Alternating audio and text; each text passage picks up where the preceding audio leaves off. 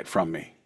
So, Don, would you like to buy my King Diamond record? I'll raise the price for you because you're awesome. Welcome to the Glacially Musical Podcast, where Don's always on time. Of course, I am Nick Cameron, the Don of Glacially Musical. Oh, Sopranos reference. Joined by my good friend, Squiffy Chakas, somebody who's going to yell at me real soon because I'm going to be drinking real hard. And, of course, our third wheel that just nobody wants rid of, and we just want to keep bringing him back. Little Keefy. You mean Wow, I mean little Keefy. Oh my Damn. God! I I'm want a little sorry, Keefy. the Ragin Cajun. He's always a Majin, even when he insults my fucking fries. What the fuck is wrong with you? Dude, I was not insulting your fries. All I was saying was if I can count the number of fries Bro, on your those plate, you're not were- having enough. Those were literally Cajun fries. You have no idea. Well, then I'm even more insulted because if it's Cajun, you want more of this. Actually, What it's makes them Creole. Cajun? The Cajun seasoning I put on them. Is it real Cajun seasoning or is it like I don't know. It's green. yeah? It's green. It's a can. It makes fries better. It's If it's really all it's green- good. If it's green, it ain't Cajun, dude. No, the can is green. Oh, okay. All Then right. like the seasoning's like yellow and black. Okay, yeah, that checks. Yeah. Okay, it's I actually. don't know if you guys Creole have ever been to seasoning. an. Have you ever been to Real an- quick, the best one, and I can't find it anymore, is Conrico Cajun Creole seasoning. Oh, that's like down home shit. Is that real? Is that real? That's good stuff. I used to eat the crap out of that at my McDonald's. Mhm. That's why I stopped putting ketchup on fries because of that seasoning. So, Believe like, it or not, like Zatarain's, like as generic as it can be, like especially with all the commercial and everything, the shit's good, man. We eat that. That's what you eat in a pinch in New Orleans. Like if you don't have time to actually cook legit jambalaya, box of Zatarain's is good. all right, I like Keith, you calling got- it Zartans because I like GI Joes. You know what? Hey, to quote MC Chris, Dreadnoughts rock, Autobots kick ass. I forget the line. Anyway, we Amtracked this the shit out of today already. Thank you everyone for joining us. Like, subscribe, reach around, whatever. Meet Keefy in the bathroom. Maybe Don. I'm not Not going. twice. Mirror Not- in the bathroom. No. Meet you in the ladies' room. Oh, don't Got start. your number off the bathroom Don't wall. start something you can't finish. When I saw you coming out of school that day. Oh, you mother. Every time No. it works every time. I do. So anyway, here's how we do this. They're going to Okay. shut the fudge up. You still think Keefy was right? You started Read it, it. fucker. Stop. I will mute you if I'm in charge, which I'm not, though I am. So I am a figurehead. I'm the king of England here. Where the hell was I? Oh yeah, greeting, beer check, vinyl check, news check, shirt check, meat of the day, whatever. My beer check, and I'm gonna say the Glacial Musical Beer of the Week has the best beer name of all time. Struck by lightning, bit by Cobra. This is an 11% triple IPA, so I'm going to go ahead and apologize in advance. How many of those are you having? Just the one, Okay. which is 20 ounces. You should. Oh, Jesus fucking Christ. Drinking it out of my magical Excalibur Stein. What is that like? Medieval times? No, it's Excalibur. What, the sword, or is it like something else? I'm sorry, I thought you had been to Vegas. What you I drinking? have been to Vegas. Oh, the Excal. Oh, Excal. Yeah. What was I doing in Vegas? Eating a Mm. bunch of edibles and seeing Dead and Company for 3 nights. We're talking about the Los Scorpionis next in a couple months. Oh, nice. Who's with Talking, them? we'll see. Is that- I don't know. It's Vegas residency at Planet Holly's. What are you drinking? Let's get this rig rolling. Actually, I'm drinking my last Yuengling of the 6-pack. Where's the Hopsecutioner? Dude, I'm telling you, man, I've got some PTSD from it. But you know what? Hold me to it this week, and I will get some for next week. I promise you. And actually, I will have you guide me through the pour to assure that I'm not Ensure. gonna get bloated and unsured or outshored. Don, your time is up. Keefy. Okay, cheers. Surprise, surprise. I'll have some of those fries. Liquid Death in my Gimme Metal koozie. Cheers, yo. Third of your merch. Cheers, my friends. Oh, I like that style. Cheers, everybody. Cheers. I wish it wasn't from Excalibur, but You know what? You go to hell. You go to hell and you die with your anti-Excalibur business. I got to eat a chicken. Not like parts of a chicken. A chicken. Like a whole chicken. Ass chicken. Who are you? Fucking I went to the Blues? show. Jake Blues? No, that's 4 fried chickens and a Coke. We were being cheap, so I only had water. Beers are free if you're gambling. If you're not, they're $38. Do they still do the free beers when you're They gambling? still do the free. I'm like the first time we went, I'm like, and I saw a lady be like, yeah, give me a beer. She comes back and she only hands her $2. And I'm like, oh my God, the rumors are true. The legends are true. The rock fighters were throwing rocks and all the dwarves had to run into the hole and because the legend. And I'm like, oh my God. Little people, Nick, little people. I'm referencing Lord of the Rings, sir. I know, but you know. There's no politically correct Lord of the Rings. That's where Burzum came from. I found that out today. Oh, is that where Burzum came from? Burzum is actually the word for darkness in Mordor. Oh, that checks. According to some jackass on Instagram that I have not vetted, but I'm deciding it's true. I think it's actually true. Opeth also comes from Lord of the Rings. It has to do with the ring. Does come. Has to do with the ring raids. Do they ride in black? The ring raids ride in black. And so does 40% of the Zeppelin lyrics. Very well. Poorly told by Robert Plant, Gollum and the Evil Wall. What the fuck? He's Anyway. always coming. No, Remember, he said Robert Plant is always coming. He said Gollum the evil one. Whatever. Gollum, the evil one. Whatever. Yeah, it wasn't the evil. I don't listen to Led Zeppelin for words. Do you listen to the words? I listen to. Yes, I listen to Led Zeppelin's. I listen to Led Zeppelin's words. I question them.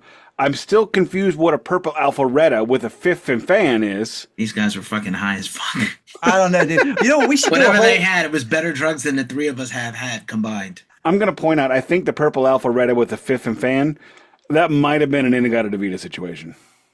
Oh, gotcha. I think we could do a whole episode on misheard lyrics. Well, excuse me while I kiss this guy. Hey, it's Pride Month. You go. Vinyl check. Awesome. That's called a segue.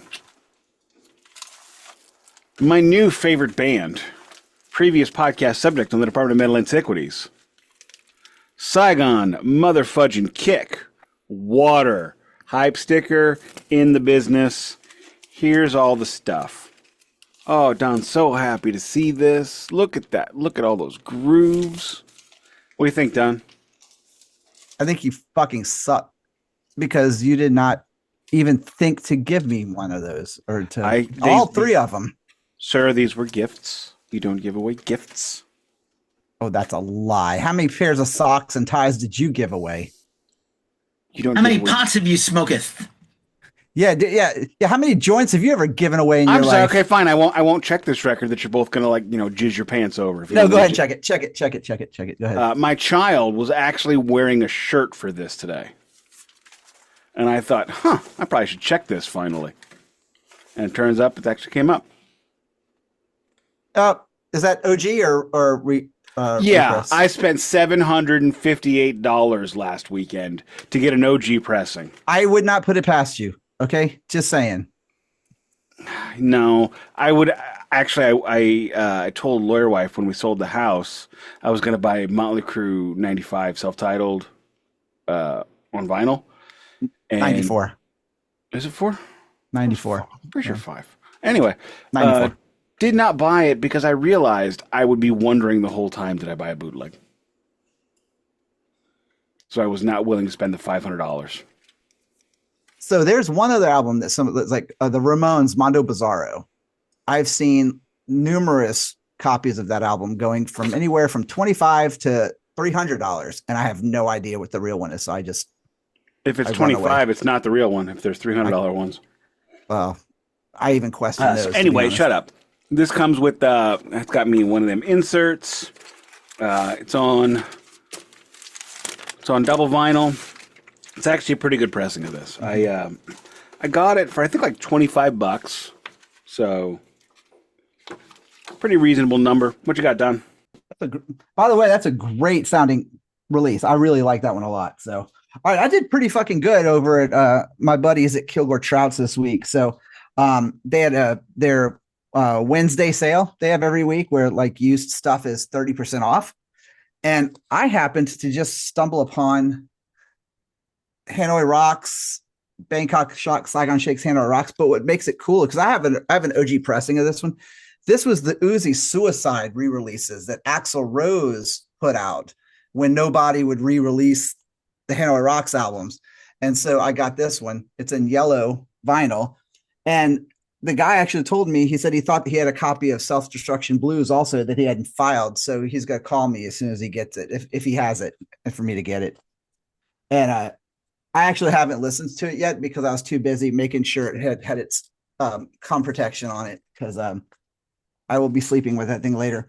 I got this also. Hey, look at you catching up to us 2 years ago. Dio live in Fresno. It was like, this was a record store day thing, I think, wasn't it? We did an episode on that release. The artwork is absolutely horrendous, but goddamn, it is a great sounding record. It is only a great show. Only Dio. The rest of it is tremendous. Well, I mean, I mean, it's just weird. I mean, because like the Preist looks like he's getting accidental anal. Accidental? You know? No, I think that's welcomed. That is not an accidental face. No, that is surprise butt sex right there. But I mean, not that there's anything wrong with that. But anyway, the artwork, it's got a really nice double gate. You know what? Worst case scenario, that's slightly early. It is not unexpected. It may be arriving early. Got this nice double gatefold here. That's single gatefold. I know, I just said it too. But again, more with the really bad zombie artwork. But it's a great sounding show. It's absolutely amazing. And I actually only had something similar to this, I think, in bootleg, which was great. And then as a parting gift, the guy gave me a copy of The Planets by Gustav Holtz, which I am very excited to listen to. And for those of you who don't know, The Planets is one of the albums that is considered to be a catalyst for heavy metal music. It is some of the darkest, heaviest, eeriest classical music you could listen to. You can go ahead and send that to me. It's incredible. I'll trade it to you for the Saigon kick. Totally, that's fair. I'll do that. You're a fucking liar. Go. No, what I would do is I would send you a CD.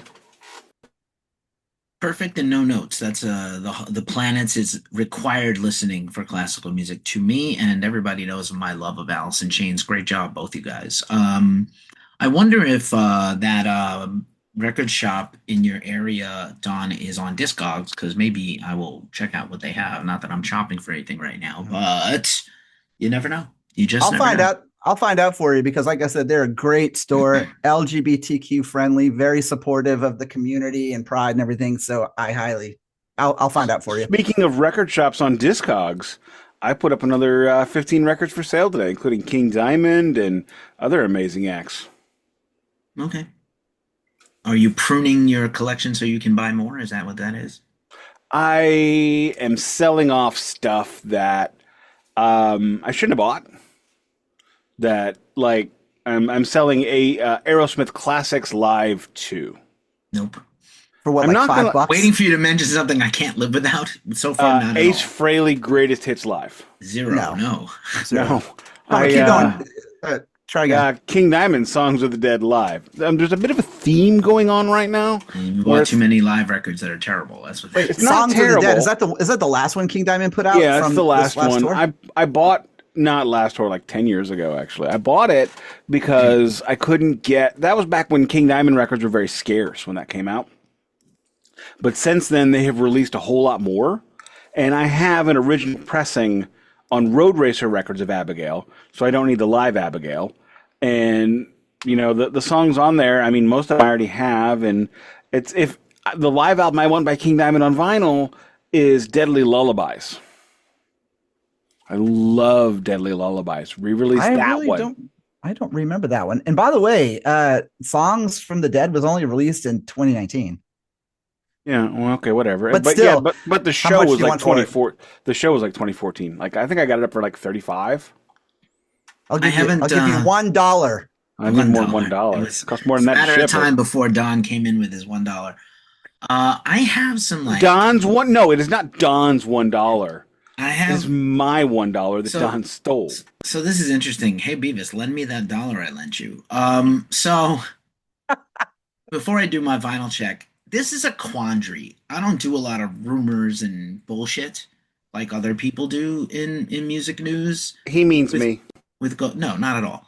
But I got some very tasty news that I can't share Okay, just send it at to me in all. text, and I won't, and I totally won't say Like it it can't on go my news like check. only I know this, but like it also wouldn't help me if I leaked this information anyway. It's not gonna get me a bunch of clicks. It's stupid. But it's like something the three of us would be like, oh my God. But no one else would care. But I can't also like it is gonna ruin me if I say something publicly. It was like information shared to me in private. I'm like a steel trap. I never break Okay, trust. give a pause. Tell us, paused. Holy fuck, dude! Wow! Serious? I had Jesus. no idea Madonna was going to be joining Exodus with Zetro in. Zetro out. Zetro Madonna. out, Duke's No, out, Madonna in. No, Duke out, Zetro in, plus Madonna.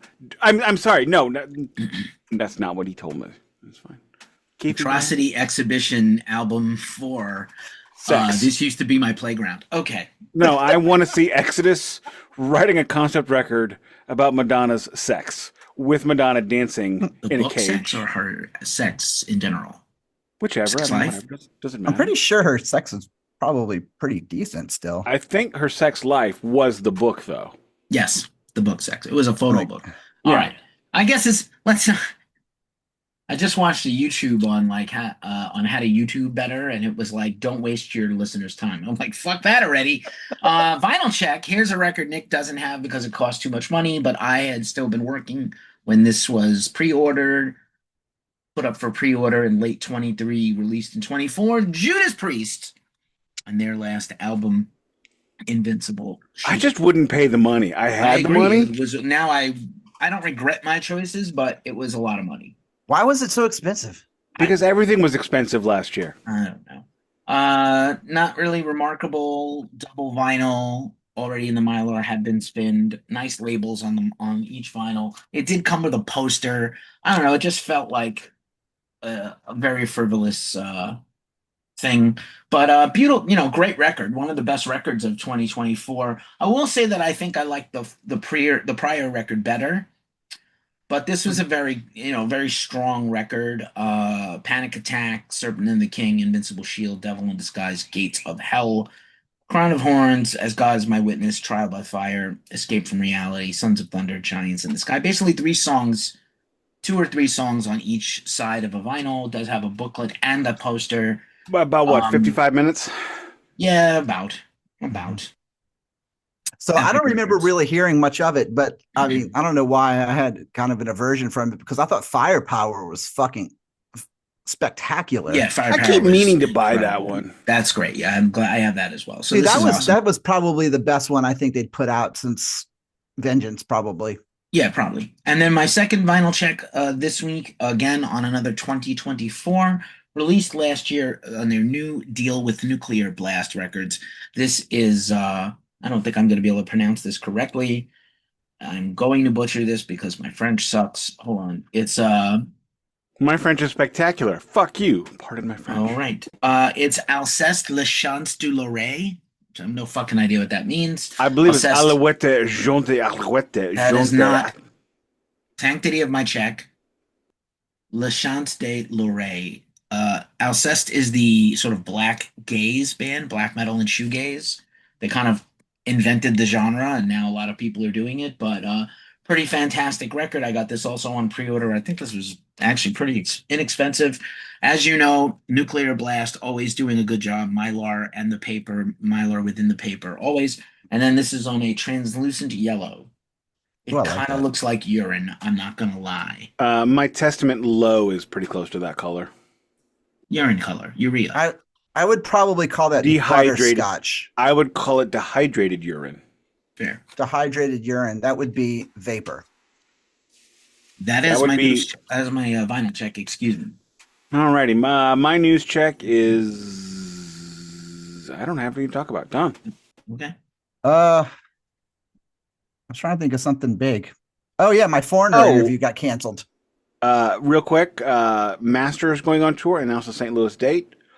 There was another tour information that I had. I don't remember. Oh, Apocalyptica is going on tour playing Metallica. That's all I got. Oh, Mick Ralphs passed away. I forgot I had that written down on my notepad from Bad Company and Mott the Hoople. I was leaving that for Keefy. He's way more reverent than I ever could be. That's all I really have. I don't have anything else really big. So. What super sucks about Mick Ralphs dying is that literally Bad Company played their farewell show, I think, at like one of the O2 arenas in the UK. Mm-hmm. And like 3 days later, he had a debilitating stroke that left him bedridden the last 9 years. What the fuck? Wow. Horrible last decade of life with zero quality of life. And just horrible. Played this triumphant thing and then ruined. So actually it's a mercy that he died, and it's sad that he lived so long ill. Speaking of deathing, I finished Brothers today while I was in line at Long John Silver's for lunch. Who's that author? Alex Van Hollen. And I learned... Yes, I just learned that, by the way. I just learned that this week. And I also learned, the second thing I learned today was Eddie Van Halen's birthday is the same as my kid. So it's my kid, Edward Ludovico Van Halen, and Wayne Gretzky. So I guess the belief is that my kid is going to rule the world at something. So see, now you'll never forget your kid's birthday. Your kid is already a better person than both those guys. Which two? Van Halen and Gretzky. Oh, well, I mean... Maybe not as accomplished at guitar or skating and hockey, but and scoring goals, but certainly better human being. Oh, God, yeah. Although, at the end in the coda, he's like, Ed, when you got cancer, you said it from holding a pick in your mouth, not the 3 cigarettes you had lit all the time forever. That's right. Great book. Yeah. Shockingly great. I assume there's going to be a part 2. He's kind of Sammy Hagar, again, reviled by me, was like, it's upsetting that he didn't put chapter on us on the Hagar years in the band. It's like, he's going to do a part 2. You fucking selfish douche. It really would just be a chapter. Based on what I heard. Based on... Oh, we didn't like him. It was interesting to hear Alex speaking so reverently about Dave. Even when he's talking about how much he hates Dave. He's still like, God damn it anyway. But the thing was that Dave, that whole thing, they were family, regardless of what you say about it. Because that was how Alex described it. When Dave left, I thought back to myself, we fought Ted Templeman to keep Dave in the band. Mm-hmm. For you to leave and treat us like this later. He also considered Michael Anthony's departure and eventual team up with Sammy a huge betrayal. Yeah, but wasn't he kicked out? We don't know the truth. Was he fired? Who? Which one? Michael. The only thing I ever remembered was this hearsay was that bass. Yeah. Michael chose to go with Sammy instead of come back with David. That was a choice. Which is I thought Wolf. I thought they pushed him for Wolf. No. It's the common belief that's wrong. Oh no, and that's Wolf has been fighting it. Even had to contradict that, and he's like, I love Michael Anthony. He's if I had known that, I would have gone. I would have gone to the fucking show. You should have gone to the show. Because actually, Wolf did not want to do it. No. He was just like he just felt like he was so out of place, but he did it anyway, though. But man, you know what though? Whenever I think of Roth and Eddie, especially since Eddie passed, one of the things that sticks with me, that tugs on my heartstrings, is there's that one picture of them backstage right before they're going on, and Dave is lighting a cigarette for Eddie, and they're laughing, and I'm like, that right there was such a candid moment between two people who all the shit that they went through against and with each other, that at the end of it all, like that brotherhood kind of. What era is that picture from? I've never seen it. Oh, it was from like the last reunion, from the last tour. The 2015 tour? Yeah, I'll find it. And I think it's actually in the Eddie Van Halen book that came out about 3 years ago, because I reviewed that book and interviewed the writers, and it's the two Guitar World editors, Tom Beaujour and the other guy whose name I forget. They've interviewed Eddie the most of anybody. And that's the book I'm reading right now. That's one it's of Eruption. The candidates. Yeah. Yeah, Eruption. The one thing I'll say about incredible. Van Halen is there has never been a band in this world that has been so willing to wait around for nothing like Van Halen. And it's frustrating because they did the Sammy years. They fire him for reasons that nobody understands. They bring in Gary Sharon. It fails. And then they do nothing for 12 years. Yep, that was a wasted opportunity. And they did less than Jimmy Page did. I mean, it's been 27 years since we've had a Jimmy Page release. Come on, Jimmy. Well, you're not counting Page and Plant? 1998, Walking into Clarksdale. Yeah, I guess. What about Jimmy and the Black Crows? That's 2000. I'm not counting that. Why? Why not, dude? What's wrong with you? I'm not counting that. That's an album. Because I want him to go put in the damn studio and put the greatest studio. It's probably not happening. Does the world really need another Outrider? No, but we need something good. I'm the one person that likes that shit. Outrider's okay, but what's really good is Harper is Page and Harper. Coverdale. No, well that's good too. Roy Harper. Yeah, Roy Harper. No, there was a Jimmy Page Roy Harper album. If you listen to the Department of Metal Antiquities, you would know this. Yeah, I skipped. But we don't. Go to hell. Any more news? Or are we gonna? Yeah, there's. I mean, the major news you seem to overlook. Rehearsals have begun for the farewell Black Sabbath and Ozzy Osbourne show. A photo was released to the world of Ozzy looking kind of plump with a cane. Bill Ward looking very off the wagon. British. No, none of those was the word that came to mind. I was going to say old. And his nose. He's got a drunk nose. Yeah. I mean, he's had heart problems. He probably is fighting. Yeah. I mean, like, why don't you be a little nicer, man? Yeah, no, he's been sober. Sorry. He's been sober for a long time. Very sober for a long time. He's definitely in the best shape of anybody not named Geezer. Yeah. Yeah. Okay? Fair. He's in the hierarchy of who's decrepit. He's the second least decrepit guy. I'm not saying he's decrepit. He looked thin. He looked good. Yeah. We still don't know who's been fired from the show. He just had a Carl Malden nose. That's fair. Wolfgang announced that he was pulling out of the show. Oh, is it Wolfie? Well, I don't know if that's fired him. I don't know if that's who it was. Wolfie. But I saw that he actually said, I forgot to mention that, but he said he was pulling out of the show. Wolfie pulls out. Zetro pushes in. Zetro. Can you imagine Zetro trying to sing any Black Sabbath or Ozzy song? Well, come on, bro. I love Zetro, but no. I was using the pull and push. I mean, pulls out, push in. Okay. Geezer out. So Duke's Black in. Sabbath rehearsals have begun. That show is T-minus 11 days and counting. Jesus Christ. What are we thinking? I mean, okay, real quick. Based on that photo, I'm going to tell you that my optimism for that show has gone up 100-fold. Okay. One, Ozzy dyed his hair again. Whatever. Yeah. It's been a long time since he's done that. Gandalf the Grey goes back to Gandalf the Brown. Fine. Radagast. He's Radagast the Brown. Geezer has become Geezer the White. Well, yeah. Bill looked a little flamboyant in that photo. And very thin. Very thin. Bill has always been kind of a stylish guy, though, believe it or not. Like, if you even... Bill is very well dressed. Always a scarf, very nice coat combination. Normal guy pants, not some rock star pants, crazy shit. Don has shared the photo in the chat, by the way, Nick. And then, I don't know, Sun Don't Shine, the supergroup with members of Typo Negative and Crowbar and Down have put out their fourth song, Coming Down, from their upcoming EP releasing next month on Corpse Paint Records. Oh my God, it's American Spirits. Ugh. Well, maybe they were trying to quit. It's the least nasty cigarette you can smoke. Ew. And I don't even smoke anymore. So. Yep. I'm glad I went to that tour. One of the most shocking experiences of my life is seeing Kool and the Gang open for Van Halen. And the crowd in Boston was not as racist as I thought they would be. And You've been to Boston? In 2011. Did you know that I used to live in Boston? No.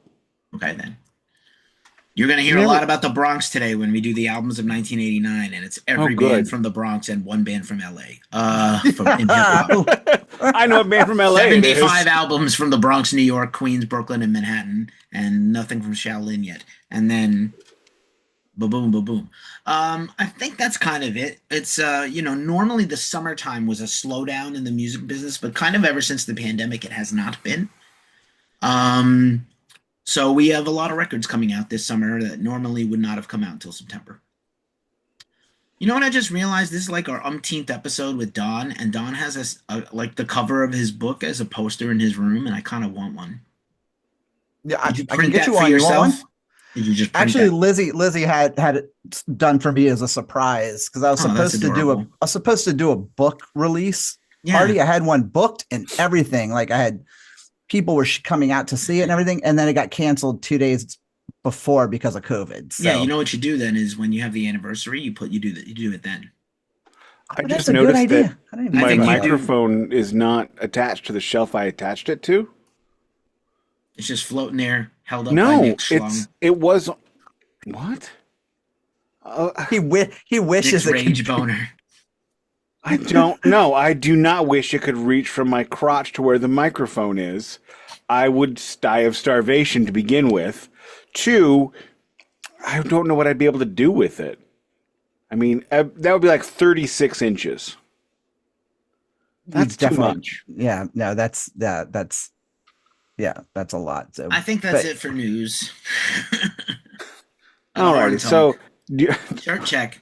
We haven't had Horn Talk in a while. My shirt check is Bob. Every week is Horn Talk, man. Come on, dude. Like, Don is just talking about his record is wrapped for protection. Like, come on, man. Where you been? Shut up. This is Bob and Barbara's lounge shirt. Let me turn around so you can see the cool back. Can you see it? Yes, there you go. Home of the... Is that a PBR? Don't talk on it.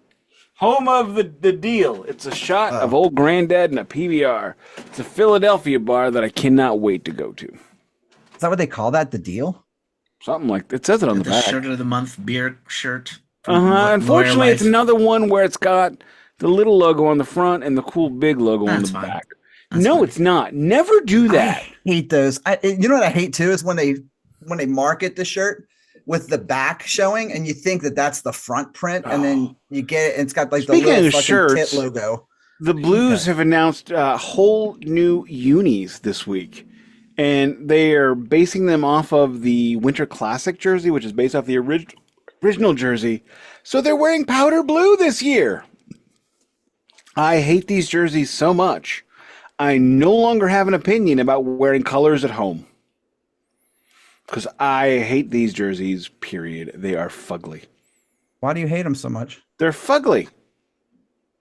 They're wearing powder blue? Also known as Tar Heel blue, Carolina blue.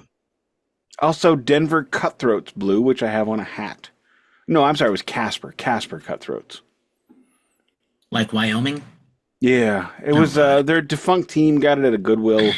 It's got a fish on it with a C around a fish, and the fish has a baseball in his mouth. This is a very long conversation about a shirt you're not wearing. It's about a team I don't care about. It doesn't exist anymore. Look, if it ain't battle bots, I don't give a fuck, okay? Hey, Don, what's your shirt check? Right now.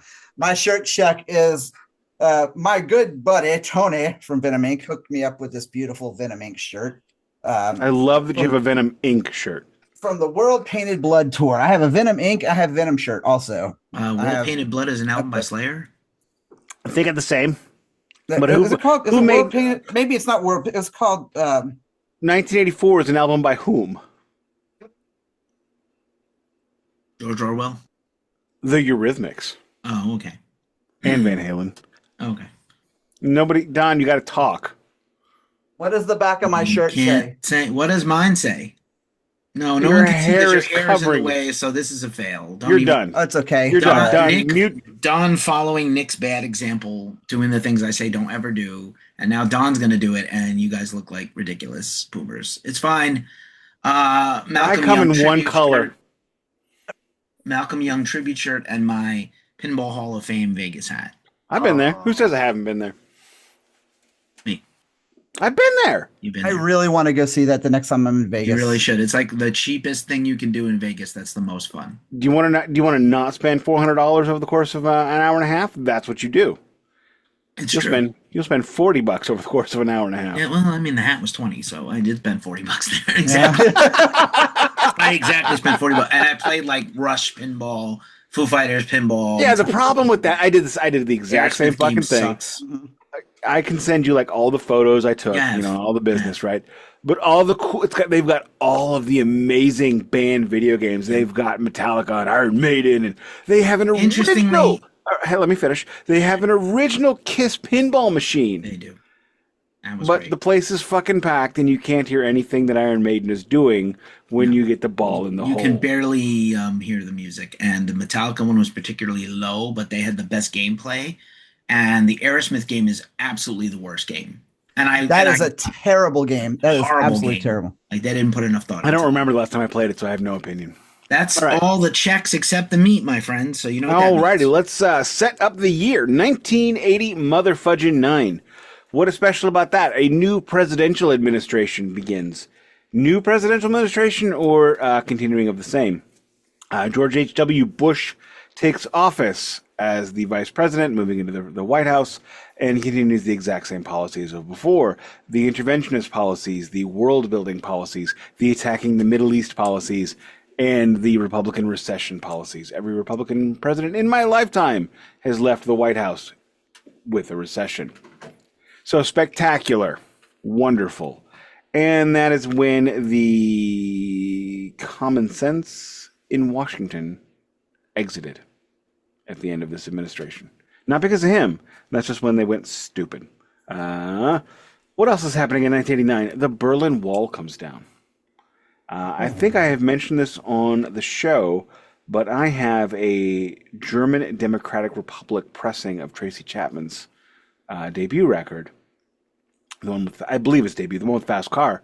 And I mistakenly thought that was a West German record. Turns out that is an East German record. That album was pressed in East Germany in the 6-month period between the wall falling and being enveloped back into Germany. I didn't even know that existed. So the world is undergoing vast, vast changes. And the Beastie Boys also undergo vast, vast changes. They decide to shed their frat boy image, their party image, their manufactured business. And they finally, and if we're being honest, we're finally going to get the Beastie Boys just. Not the Beastie Boys putting on an air. We're going to get the actual, because when they were hardcore, that wasn't real.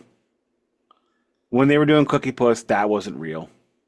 Rock Hard, She's On It, Licensed to Ill, none of that was real. They made some great work. It's like Kiss, right? We can like it because we're Kiss fans. Gene Simmons and Paul Stanley never liked hard rock.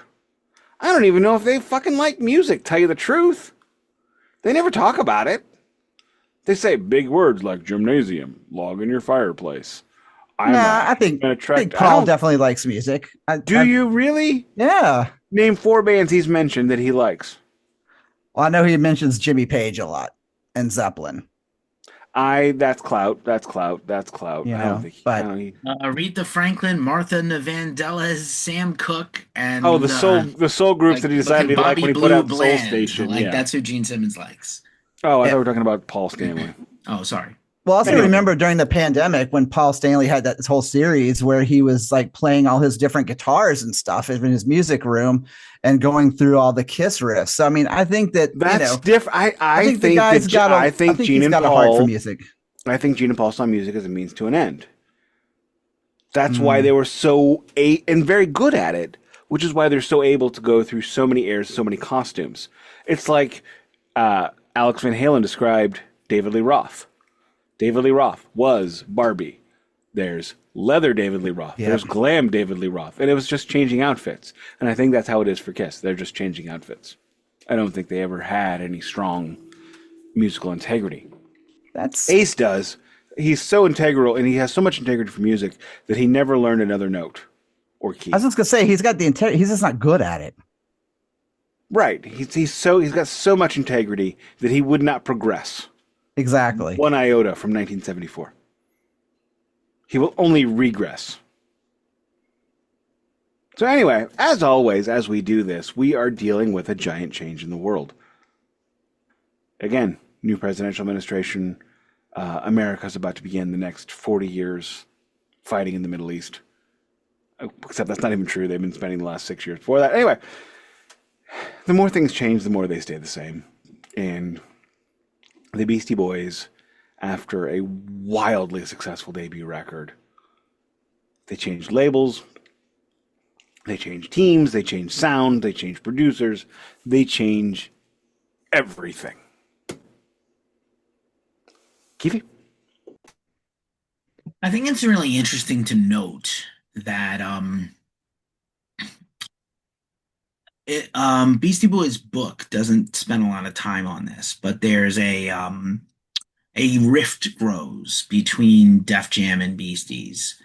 And I think Beasties ride this incredible wave of this, multiple platinum sensation rap album. And the first number one rap album ever. The first number one rap album. And I think they feel like people don't take us seriously. And whatever we do next, it can't be this. And I'm pretty sure Russell Simmons and Rick Rubin want more of that. Please do more of whatever worked, because that's how the record business is. Rick Rubin he's a producer, but he's a company man. What is he more interested in as a producer for Def Jam Records? Is he interested in musical exploration at this time when they're trying to get this label off the ground? Or is he interested in another 5 times platinum record? He's a company man. He's part owner of the label. He's your boss. He's your producer, and he's your collaborator and your boss. Meaning, he's your boss. Big shift. Alrighty, shall I do the albums of '89 only in hip-hop? Because at this point, Beasties are only a hip-hop group now. So we're not going to mention Motley Crue's Dr. Feelgood. We're not going to mention Dr. Feelgood. We're not going to mention... Omar, please don't mention Dr. Feelgood. Omar, cut this. Exodus, Impact is Imminent. We're not going to mention... Omar, cut that. Yeah. We're not going to mention... Hi, Omar. No Place for Disgrace by Flotsam and Jetsam. Nick is Getting a Beer. So here are just some of... Again, could this be the greatest year in hip-hop? It might be. I'm going to bet that you guys don't know all these, but some of them you should know. You're about to find out. We're about to find out. Maybe the best album of this entire year, beside Paul's Boutique, 3 Feet High and Rising by De La Soul. No. No. Know it. The second full-length record from Big Daddy Kane, It's a Big Daddy Thing. Know it, don't have it. I know it, but don't have it. Yeah. Road to Riches by Cool G Rap, which is actually a duo. Double no. No idea who that is. The debut album by Queen Latifah, All Hail the Queen, with the, just an eternal album for hip-hop. Fucking great album, but I don't have it. The second album by white rappers this year, the Cactus album by Third Base. Fuck Third Base. Pop Goes the Weasel. Hey. Well, fuck me. We're not going to call out your name because you're so whack. That's about Third Base. My pill box just fell over. My old man pills. Holy shit! Dude, do you have the 3-row or the 2-row, Keefy? 2-row. That was like a 15-row. I have a 5-row in the bathroom now. That was I have a 3-row. His pill box was as big as my pedal board, and I use my pedal board to make up for the fact that I'm bad at this. Oh, that's all right. That's why I take so many pills. That's why I have 3 distortion pedals. That makes me a little sad. Anywho, Unfinished Business by EPMD. No. Done by the Forces of Nature by the Jungle Brothers. Double no. Ghetto Music, The Blueprint of Hip Hop by Boogie Down Productions. By the way, fuck Jay-Z for calling his album The Blueprint. This is the fuck real that blueprint. guy, just period, man. Yeah, fuck Jay-Z. He's a good business guy. The Biz But dude, Never anyone Sleeps. who double dips on Beyonce, dude, seriously, that guy does not deserve to even be alive. So I agree. Anyway. The Biz Never Sleeps. Well, fuck kind of Beyonce.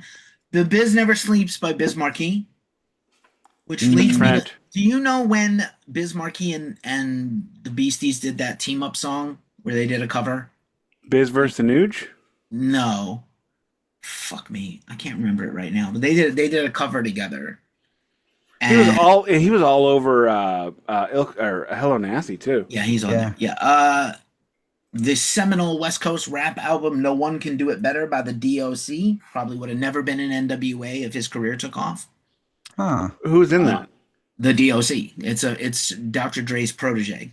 Dre produced the record. DOC, great voice, sounded like a West Coast Chuck D. Got in a car wreck, got a throat injury, broke his larynx, I think smashing the steering wheel, and couldn't rap anymore. Oh my God. Went on to become a producer and lyricist, then eventually got his voice back. And there's a line in Dre Day where he goes, "No one like the DOC, no one could do it better." That's oh no shit! I did not know that. Interesting. Yeah. Third, I didn't know Nelly's country grammar "Free City" is they wanted to free City Spud because he got sentenced to prison for armed robbery. Interesting. Walking with a Panther, LL Cool J, I believe that is his third studio album. Hugely popular in my grade school. That guy. Yeah, of course.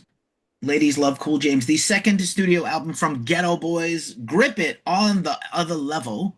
Damn, it feels good to be a gangster. That's where that record is. Yes, that's correct. The third studio album by Ice-T, The Iceberg, Freedom of Speech. Incredible, important record. Awesome album. Freedom of Speech, that song sucks. I said it. We know. The DOC, Ice-T, and then NWA, of course, this year. That's the West Coast rap now starting to take prominence. Youngest in Charge by the very underrated Special Ed. Wow. Stone Cold Rhymin' by Young MC. What Comes Next? Yo, Bust a Move. That's Dr. Dre's cousin. I bust all the moves and fall. Dude, that song is up there for me with This Is How We Do It, as far as incredible. It's a party jam, and Flea plays the bass line. He got paid nothing. That's why when he finally got around to doing You Ought to Know for Alanis Morissette, he charged her $400,000 because he made no money off of Bust a Move. He got $400,000 for that? Yep. Go listen to the bass line and then come back to me. I got it on vinyl in the house. Shit ton of money off of that. I know for a fact. Yeah. Chill Rob G, Ride the Rhythm, Controversy, Willie D. I like the name Chill Rob G. That is, yes. I want my name to have 7 parts. Eyes on This by MC Light. MC Light and Queen Latifah. Oh, she was great though. For the greatest MC female of that year. The debut studio album by Tone Loc, Loked After Dark, with all the big hits that you know. I saw him at 90s Hip Hop Live or whatever the damn Funky thing was called. Medina. The Funky Cole Medina. Yeah, he got that voice like he sounds like this. Cigarettes. Nice. What he does. I'll give you the information you want when you tell me when you're gonna do what I gotta do. He doesn't Slick smoke. is no joke, yo. He doesn't smoke cigarettes. He doesn't smoke blunts. What he does is he hollows out a Philly blunt and he puts a Pall Mall non-filter in it. That's how you get that voice. Right. A pimp named Slickback. I want my name to be like that. May I continue? Yes, please do. Straight Outta Compton, NWA. Motherfucker. Timeless classic. Absolutely. Ruthless Records. Jeff, Just a Poet with Soul. Good record, underrated. The incredible No More Mr. Nice Guy by Gangstar, not by Alice Cooper. Oh, I don't know that one. There can be two things. Of the many rappers and rap groups and rap collectives on this list from the Bronx, New York, from Co-op City, Nice and Smooth, the debut self-titled album. Nice and Smooth is funky. I'm a hip-hop junkie. All I want to do is to you. Wait, is that the title? King. That's the chorus of their most famous song. Oh, I wanted that to be the title of the record. That'd be amazing. No, just Nice and Smooth. Oh my God, King wrap around the whole spine. May I continue? Knowledge is King by Kool Mo D. Kool Mo D. For some reason, Nana Cherry is on this list with Raw Like Sushi. She raps. Is it a rap album? I'm not sure. I barely remember that. Kind of like the predecessor to New Jack Swing or R&B hip hop. Was she the one that had the Buffalo Stance? That is the Buffalo Stance album. Okay. I'm sorry, what? Nana Cherry, sister of Eagle Eye. What Raw the hell like is a sushi. buffalo stance? Forget it. Like, Okay. if I have to ask you what that is, you're not a rap fan. Anyway, the often quoted but underperforming commercially Divine Styler Word Power album. That's another Ice-T protege along with Everlast and other people. Independent Leaders, the debut independent album by Naughty by Nature. OPP? And the winner is by Chub Rock. Chub Rock. Fucking Chub Rock rules. The third. I mean, is that not what this whole podcast is? Is Chub Rock? Kind of. Jazzy Jeff and the Fresh mine. Prince, and In This Corner. Is that really considered hip hop? Yes. Okay. I have a preceding one. I've got He's the Rapper, I'm the DJ. That's yes. This is the second album. The third album by Two Live Crew, As Nasty as They Wanna Be. That's their third album? That's their third album.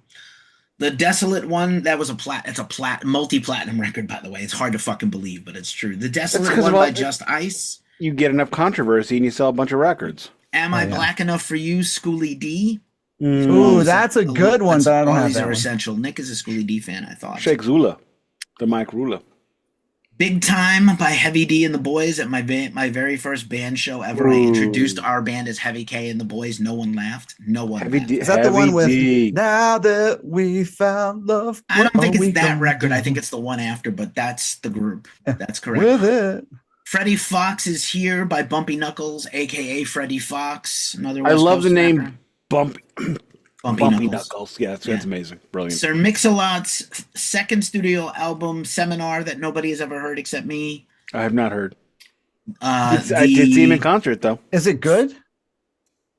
It's all right. His debut... His big one's a little bit racist. We're almost finished.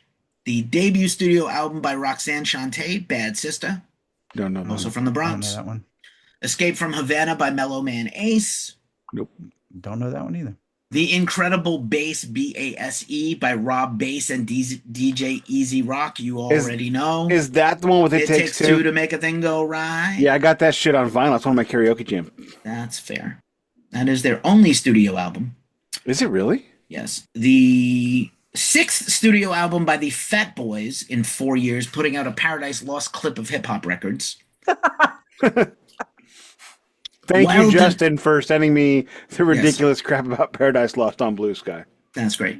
Wild and Loose by Oaktown's 357, a seminal underground Oakland rap group that was kind of the predecessor and precursor to Hammer and Humpty and Digital Underground and stuff like that. They were like part of the crew that spawned all the, Too Short was already out by this time. E40 was out by this time with some underground shit. And finally, last and never least, Pump Up the Jam. Pump It Up.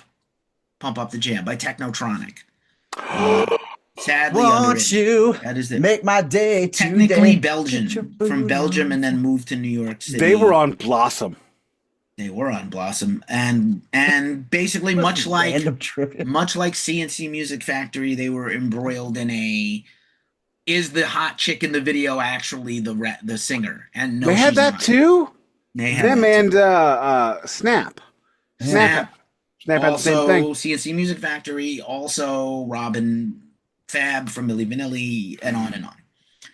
This is a pretty incredible. There's like 15 records here that if you were a serious, I would believe you would need to have a serious hip hop collection and say that I have the best records of this year. You need 15 or 20 of these would be like fucking essential. I don't consider myself a large hip hop fan. Me neither. I've got like 5. I have 3 or 4, so it's kind of impressive, but shocking, but true. And I can also remember as you went through that list, all of the appearances these bands made on white sitcoms.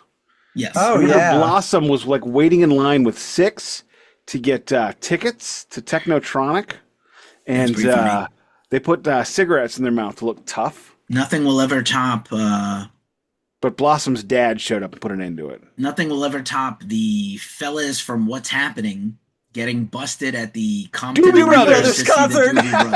I only know that because of the Goldbergs. I only know that because of the Goldbergs. Was that the one that Rerun had that Rerun. had the big trench coat with a gigantic tape recorder inside of it? and it fell out, and the whole band stopped playing. And they were like, "Oh, yeah, it's one of the greatest things ever, and I love what's happening. I love that Unironically, shit." one of my favorite shows of all time. Oh yeah, I'm from New York. I like things about New York. It's not about But New if York. Nick- It's from It's L.A. Thanks. But if Compton. Nick mentions one fucking thing about St. Louis, wait, look, really, what's happening was not in New York? no, it Really? was like in California. Compton. Is that the one with Raj? Really? Yeah. It's Yes. Compton. Well, clearly my ass did not pay very close attention. You did not pay very close attention.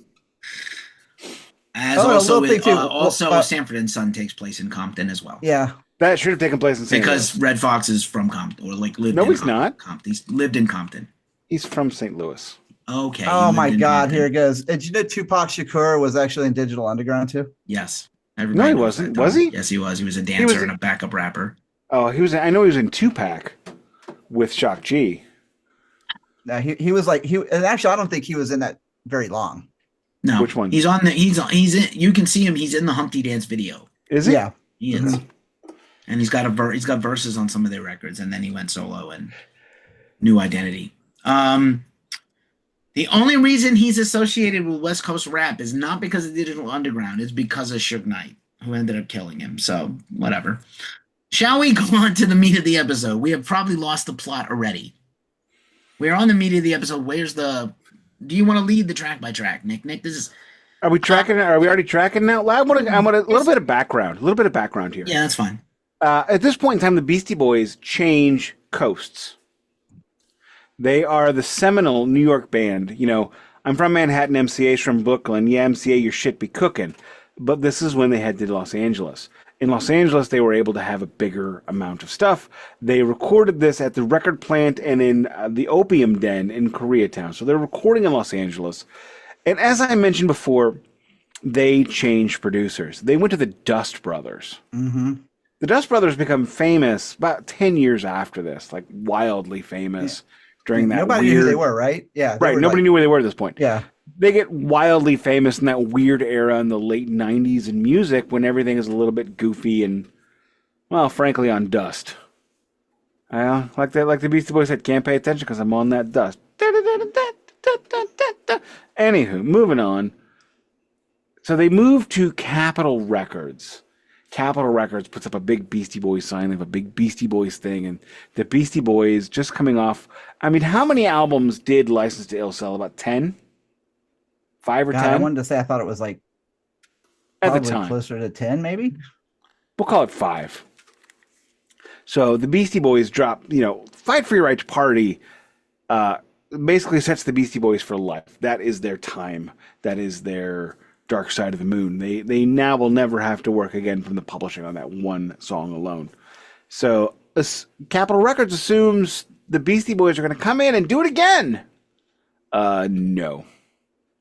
And Capitol Records hears the original production of Paul's Boutique and says, what the fudge is this? Do it again. So they had to leave the Dust Brothers and start over. It was the demos. They did the demos with the Dust Brothers. And Capitol didn't like it. So they put out the record. The Beastie Boys actually do get on Soul Train doing an episode of Shadrach. They did do a little shout out to Don Cornelius while playing the song.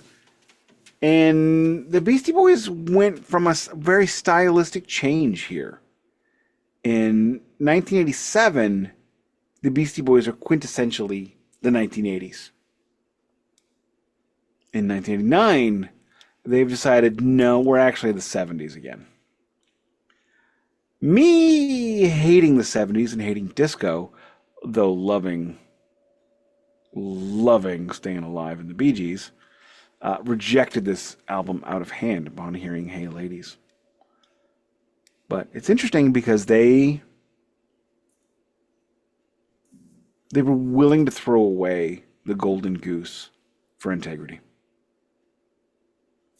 And that is my sum up. Anybody got any finals on that? Yeah, I have to agree with you on a couple of things, what you said. I guess the other one being that, I know we talked about the whole manufactured image thing and this, that, and the other, and to kind of like equate them to the Monkees as ridiculous. But in a lot of ways as far as the integrity aspect of it. You know, like when with the monkeys were like, yeah, we were put together, yeah, we were silly, everybody thought we were funny, but guess what, we can actually play, and so we want to get out and show people what we can do.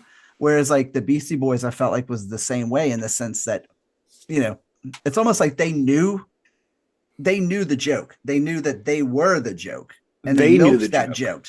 Yes, but then what happened was that somewhere along the line they said, we're actually really good at this. Like, why do we have to be childish? Have you ever seen frat boys? Have you ever seen live videos from their first few tours? Oh yeah, they're ridiculous. Oh yeah, and I would think that MCA in 1994 would have slit the throats of all of them in 1987. Well, I don't know. So did you guys? Little sidebar here, nothing big, but like on Apple TV, I don't know who has it, but the Beastie Boys story is on Apple TV, which was it was like the Broadway thing, kind of like how they did Springsteen on Broadway. This was Mike D and Ad Rock basically telling the Beastie Boys story behind, you know, with visuals behind them and going through it. And it was incredible. But one of the things they were talking about was that they said of all three of them, like MCA, in that era, in that time, that specific time where they're spraying beer on people, is that the other, he would basically go backstage and he would be just like, I want to go home. Like, they describe, I can't do this anymore. Have you read their book? Yes, all like 380 pages of it. I love that book. It's one of the greatest rock biographies I've ever read. And the great thing about that book is it starts off with Ad Rock saying, I'm on my way to see Mike D to talk about this book.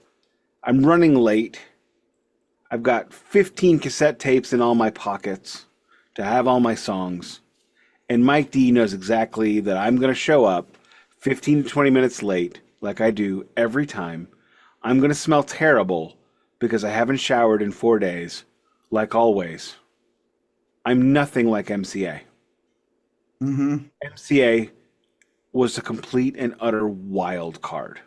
We could be touring in Idaho, and he would say, yeah, I'll see you at the next show. I'm going to go snowboard in Tasmania for the next few days. Catch you on the flip side. And that was how... So I would think that MCA having to live a role probably strangled him on the inside. And that role was subject to... And something he hated. Oh, it was. And I think that it was one of those things where they went along with it. The money came in, they were psyched, but then somewhere along the line, creative and artistic integrity played into something, which is super fucking rare, because I don't think it's artistic integrity. No, it totally is artistic integrity. No, I think it's personal integrity, that they didn't want to make music that wasn't referential to what they believed. I think it goes past artistic integrity.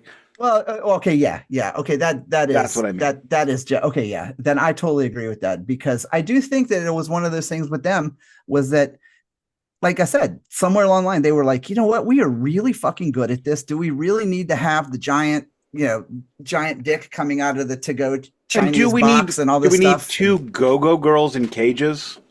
Do we need to be spraying Miller Lite on each other the whole show? Or can we just be us and make good songs? Right. You know, and what happened was by doing that. Let's find out. Yeah, exactly. Let's find out. So, who's ready? All right. Keefy's ready. That's good enough for me. This record is too long. I'm going to start off saying that just real quick. Too long.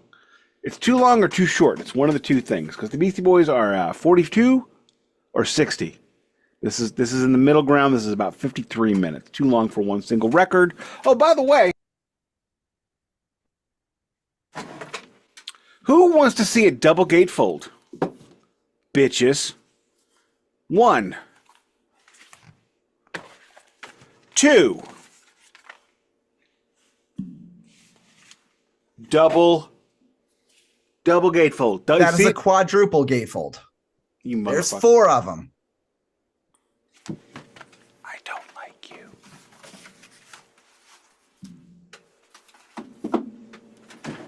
Drink your Is that beer. is that a repress, by the way? Oh, yes, it's a repress. Okay. I don't have the only original pressings I have by the Beastie Boys are She's On It and Rock Hard. What I was told by the owner of Record Space, and I can neither confirm nor deny, although I will say my copy of Rock Hard sounds like farts, that Def Jam records from that era sounded like farts. And his suggestion was to get a repress for License to Ill. So I wish I still had my OG pressing of License to Ill, but it was one of the single worst sounding records. Like even back in the 80s, I remember going, this does not sound good. Well, there we go. So one of the great things about the Beastie Boys, as we will mention every episode, they are one of the only bands I've ever seen that they continually re-releases their stuff so their fans don't have to pay through the nose for it. And that's amazing. Truly amazing. So track 1, To All the Girls, we've got a classic hip-hop intro. It's MCA mumbling over business. Don? I love it. To All the Girls, it's like kind of like a slow burn intro. You know, kind of sets the tone. You have no idea what's coming. But like it's Setting the tone, dropping the gloves. I love it. Keefy. Yeah, it's interesting that you like intros in hip hop records, but not in metal records. I don't like them in metal record. Yeah, it's okay. It's okay. No, it's a good starter for the. I like monologues in Broadway plays and Shakespearean plays. I don't like them in Malcolm in the Middle. Yeah, before we get started, actually, I do like them in Malcolm in the Middle. I don't like them in. Let me ask you a question because I think this came up between the book and some other things. So while they were trying to find the new sound and be more, is that a Mighty Boosh reference? No. Oh. Why would it be a reference to that thing that I don't watch? You should watch it. They basically took a record somebody else did that was done already for themselves. You know this, right? Like Dust Brothers produced the record, and they had heard some demos Dust Brothers were working on for their next record, and they were like, that's our new record. We're taking all that. Just give us that. And they rapped over that. And there was much added to it. Can I be honest? I think this album is overrated in hindsight. Oh, I think it's not under. I mean, I think it was underrated at the time. To say that opinion, but sure. Underrated at the time, overrated in hindsight. Okay. No, you blew your load too quick, Nick. Okay. I never blew my load too quick. I know. That's what she said. No, she never said that. Yeah, she did. Can we start calling him too quick, Nick? No, it's boom. It's boom boom or podcast. Boom boom Nick. Too quick. Boom boom Nick. Yeah, I wonder, like, so maybe it was kind of a thing. On one hand, like hearing these guys' tracks rejuvenated them, but it's also like it's kind of lazy. They didn't have anything written going into the studio, and they're just like, no, they did not. Nothing. They give us your stuff. Oh, that was for our next record. That's just some examples of what we can do. No, we want that. We want those beats. They pulled a Gene Simmons. Gene Simmons, Domino from Kiss, is Nasty Nasty by that Tommy Thayer band. Black and Blue. Yeah. Oh, yeah. Except Domino's good. When I saw you coming out of school that day, Domino is a remake of Christine 16. I know what it is, and I don't. I forget my name. You know what? All of a sudden, I completely understand my wife. Domino. She never wants me to tell her how food is prepared or what's in it. Yes, just give me the food. It tastes good. Okay, great. In the words of Patton Oswalt, I don't care how the stuff I like is made. I just like the stuff I like. In the words of Patton Oswalt, Angelina Jolie? Does she give you a boner? Here's John Voight's sweaty ball sack. Here's the wrinkly, white, hairy ball sack Angelina Jolie's sperm swam out of. And I once saw Patton Oswalt at Lumiere Casino, and we were so broke we couldn't afford a beer at the show. We had free tickets. He did an amazing show. 10 out of 10. Would recommend. Anyway, so Shake Your Rump. You want to talk about the Beastie Boys announcing their presence with authority. This is Nuke Lelouch screaming at Crash Davis. But without Crash Davis telling the hitter what ball's coming next. This song is amazing. This is the first time we hear the Beastie Boys making an ode to the marijuaners and the pots and the bongs. This is also like one of the first times I can remember a hip-hop band using their real names in a song. Is your name Michael Diamond? Is your name Michael Diamond? No, it's Clarence. No, mine's Clarence. Great song. Don? Incredible song. I absolutely love this song. But the sidestep just a little bit. The Beastie Boys spent approximately $250,000 alone on sample clearances for this album.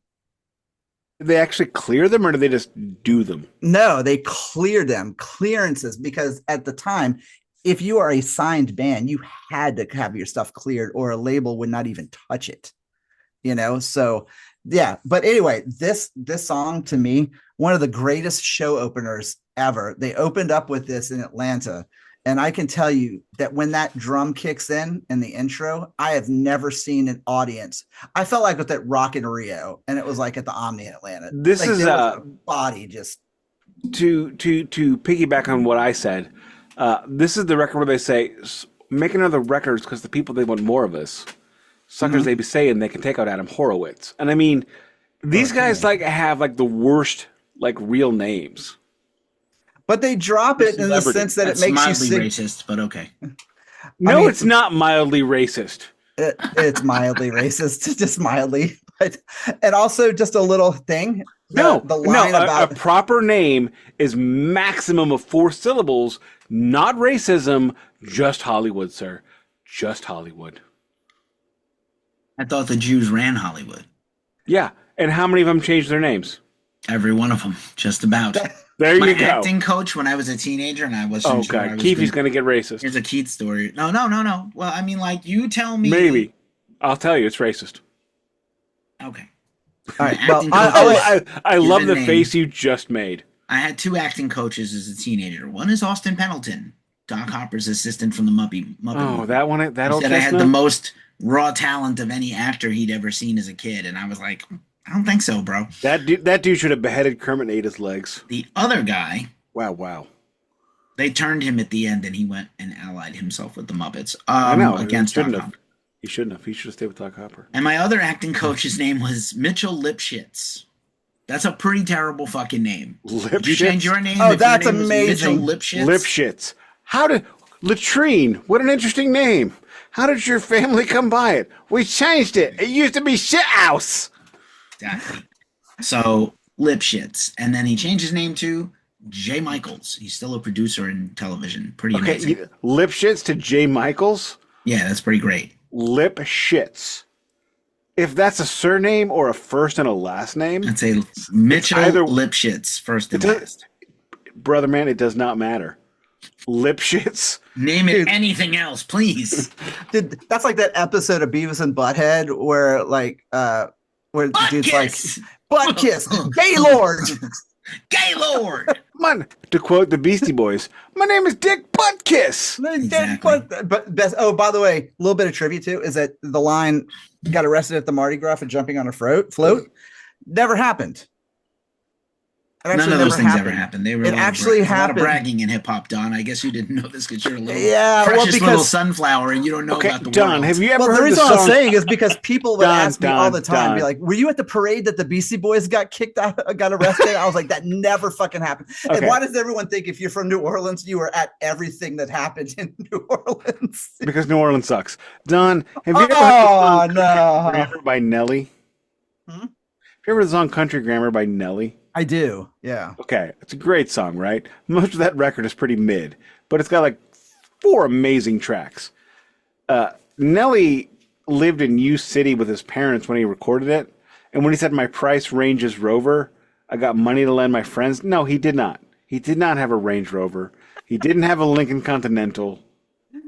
He did not have an SS with the I drive fast. You can call me Jeff Going Down with the black SS with the He didn't have any of that. Do you guys agree with me when I say this? The Beastie Boys, though, is it because the Beastie Boys like Beastie Boys and Butts, yes. Well, no, but the Beastie Boys to me were so like level that sometimes it was hard to decide. It was hard to tell. Were they joking or were they being serious? They come across as very earnest. That's why I believed that MCA was a complete fucking murderer on License to Ill.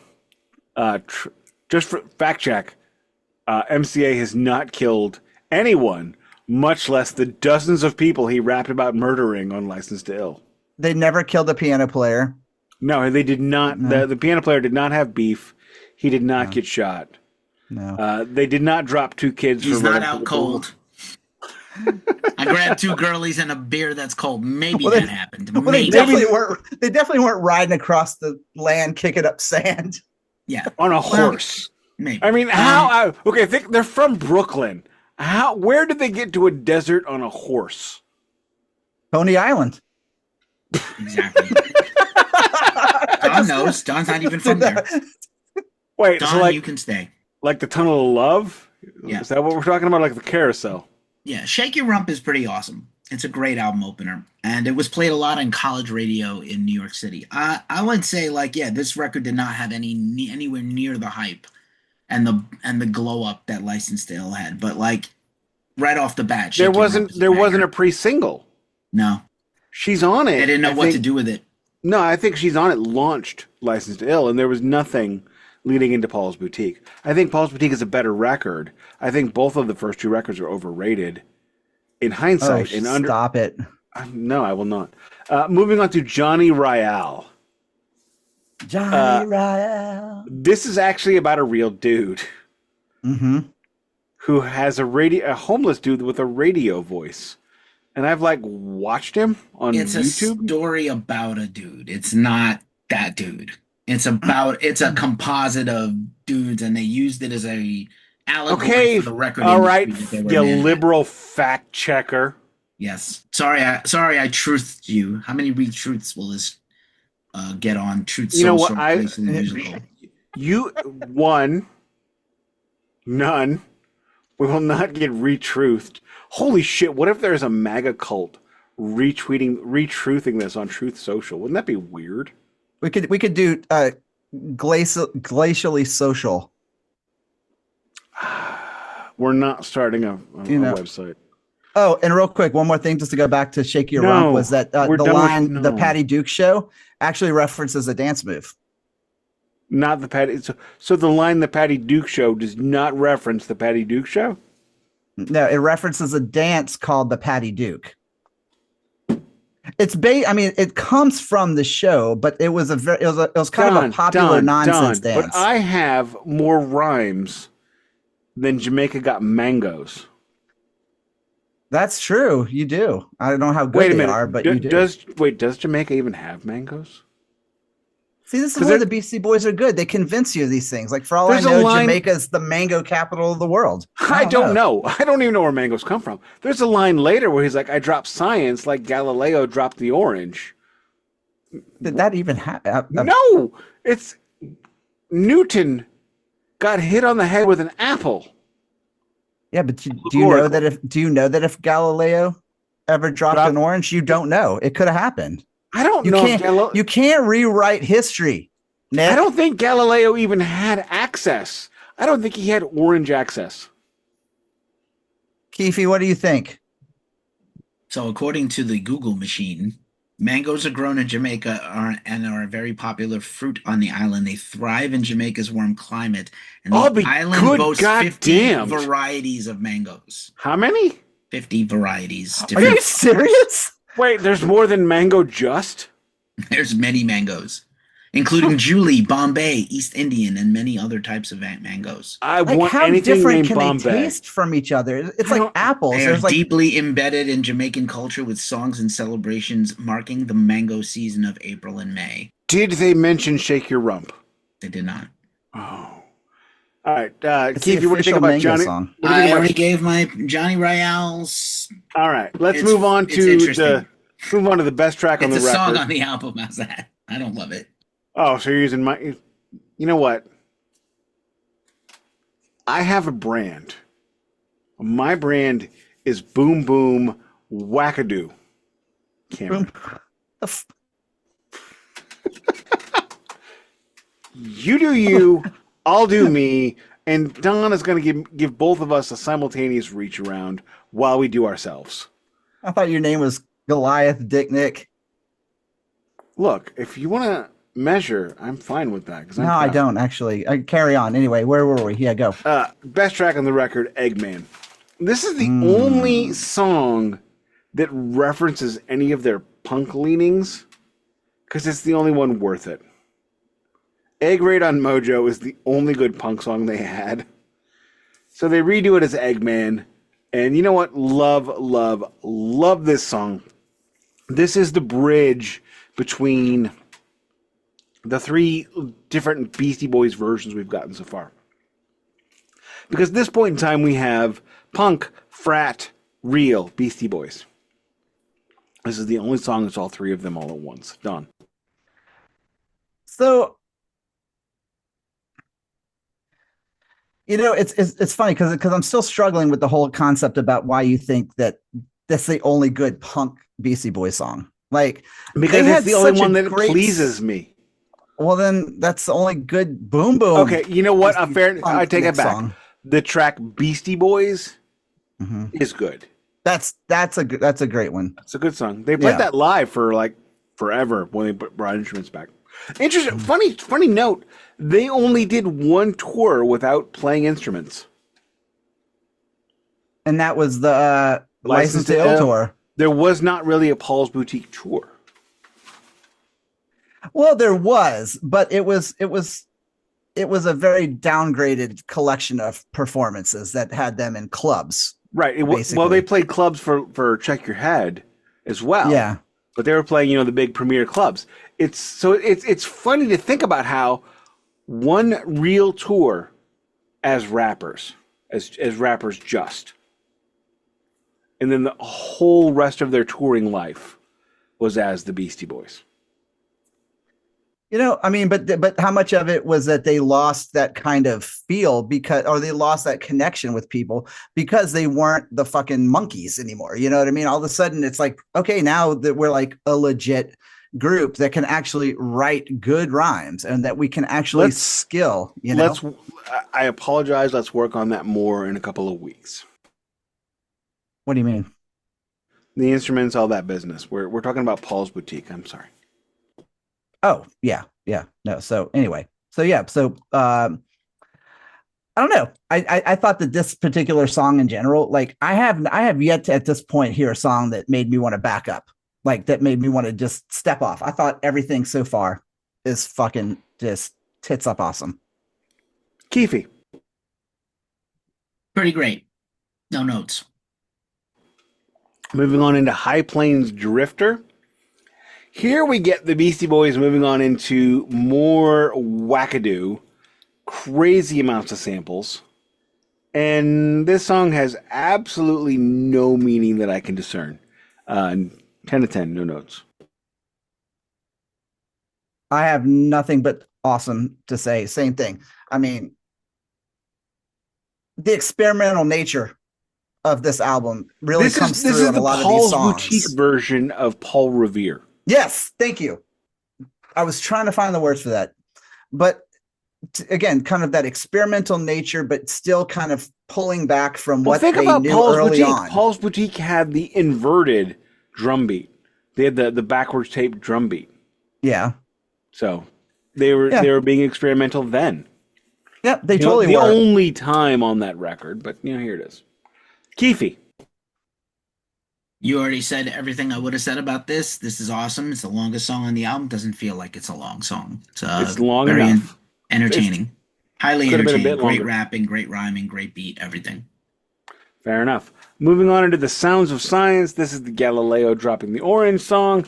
This song is really buttressed by the fact that the Beastie Boys really love it. And they use the sounds of science in dropping science for the next forever.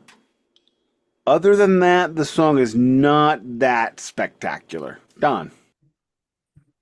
The resident stoner loves this song because there is something, if you really put the headphones on and you listen to this song, there is so much happening in this song, but it actually draws such a vivid image to me of like these guys literally just like standing around a mic or a couple of mics and just rambling. And I love that because there's something ridiculously artistic to doing something like this, because even though it sounds absurd, not everybody can do stuff like this. And I love it. I give it probably a 7 out of 10. All righty, Keefy. Same. I think I could live without this track, but it's a good track. Yeah, that's where I'm at. This is the soft underbelly of the otherwise flawless album. No, it's not. That's coming later.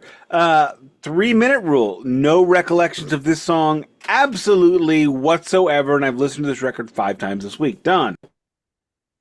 I am the same way. I actually, as you were just saying, I double clicked on it to see if I could listen to it real quick. I don't remember it, but so. All right, Keefy. I actually really like this song. I'm surprised you don't have a recollection of it. It makes me sad that you don't. All right. I live by the 3-minute rule or 3-second rule, but like, yeah, I live by this. Can we just move on to the really good song now? Yeah. All right. Next is Hey Ladies! Get funky. This song comes out, and it's 1989, and I am 13 years old. I am sitting on the couch in Illinois, and Mike D comes out in a leisure suit. And one of the things, we might have lost this over the years, but the idea of decades hating each other,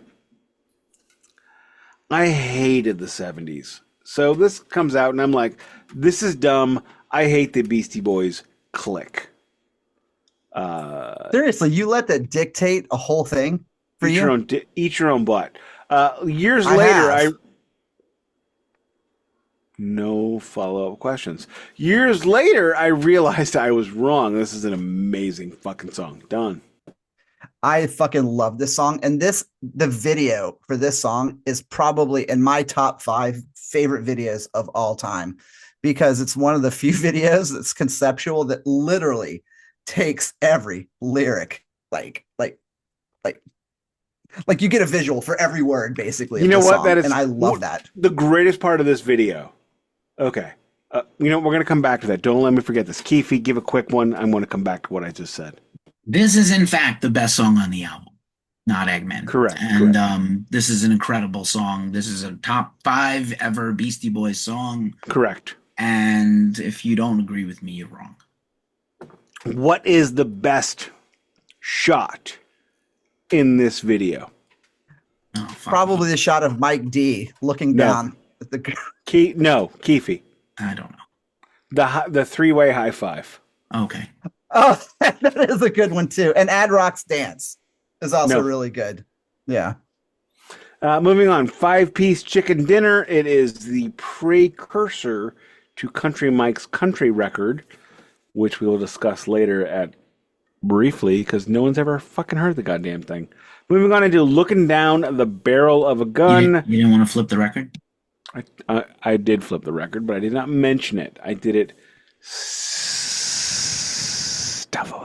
Yeah, but you can't do it if you don't tell. If you didn't tell us, it didn't happen. Yeah.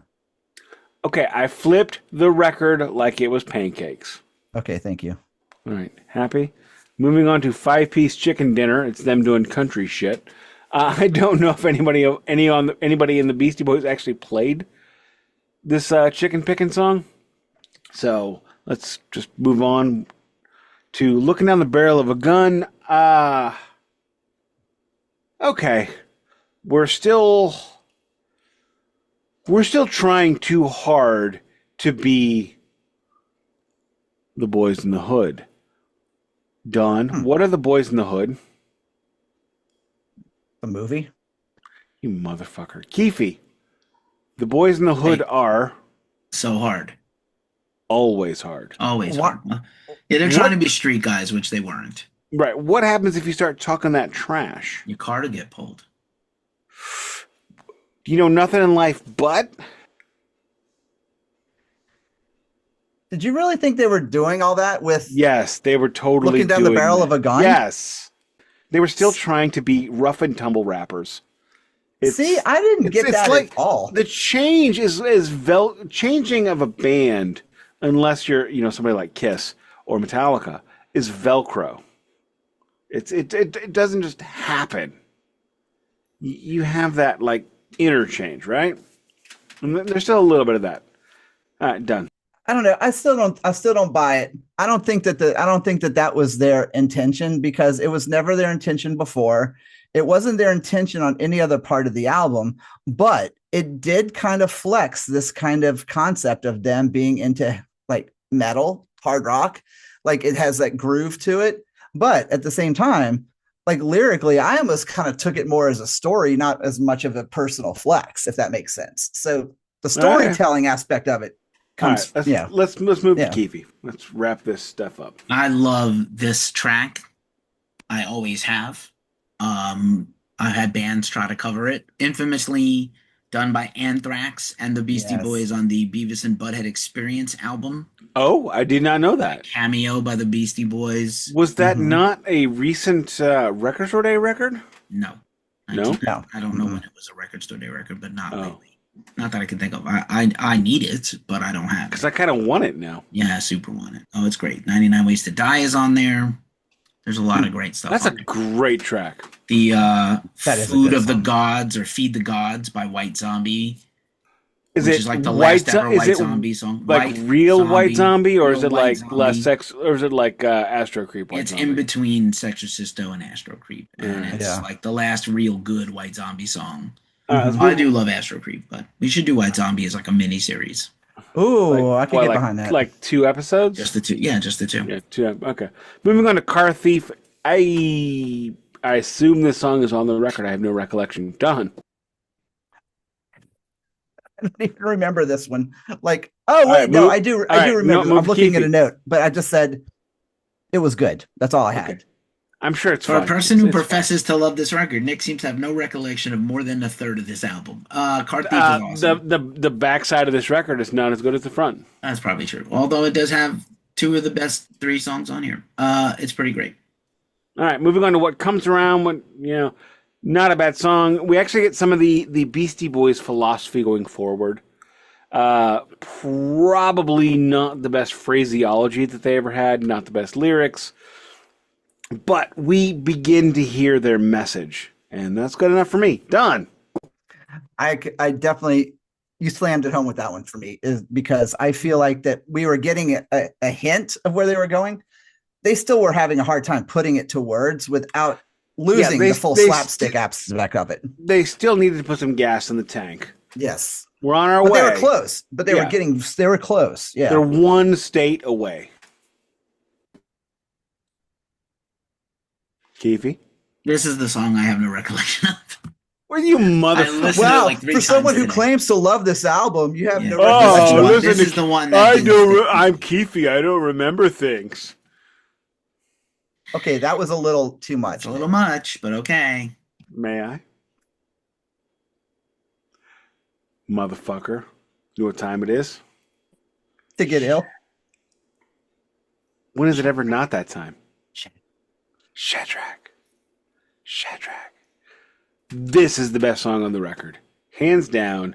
You want to dance. You want to raise your hands. You want to go, yeah. This is the song. This is the Beastie Boys dropping the white label. Dropping the white parody party boy label. It's not racist. It's reverse racism. What the There's no such thing.